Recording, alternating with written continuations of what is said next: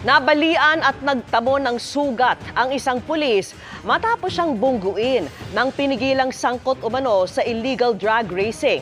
Arestado ang nambunggo, pati ang 4 na sinasabing pumupusta sa karera. Nakatutok si Jomer Apresto.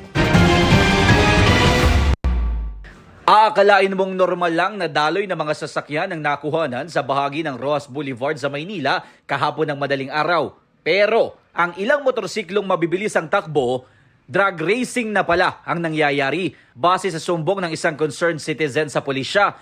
Nang puntahan sila ng mga otoridad, agad na nagpulasa ng mga kasali at pati na kinuod sa karera. Sinubukan silang pigilan ng isang patrolman ng Manila Police District. Pero binunggu umano siya ng isa sa mga tumatakas na sangkot sa illegal drag racing. Kung hindi napigilan ng binunggong patrolman ng rider, baka raw may nadamay pa itong sibilyan ayon sa pulisya. Kasi during that time, marami pa pong mga tao po nun. Marami rin pong naglalakad. Bigla po siyang binangga ng suspect, inarangkadahan po ng silinyador at doon po natamaan yung ating pulis.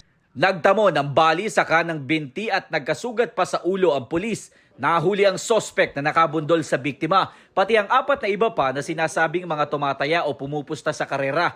Nakuha sa kanila ang ilang mga modified na motorsiklo. Sa investigasyon ng mga otoridad, nagsisilbing racetrack nila ang bahagi ng Ross Boulevard sa pagitan ng mga kanto ng Pedro Hill hanggang sa Remedios Street. Usually sir, ang nagiging taya po nila according sa suspect is 50 to 100,000. Dito sa bahaging ito ng Ross Boulevard, sinasabing nagsisimula ang illegal na drag racing ng mga motorista tuwing araw ng Biyernes, Sabado, Linggo at Lunes.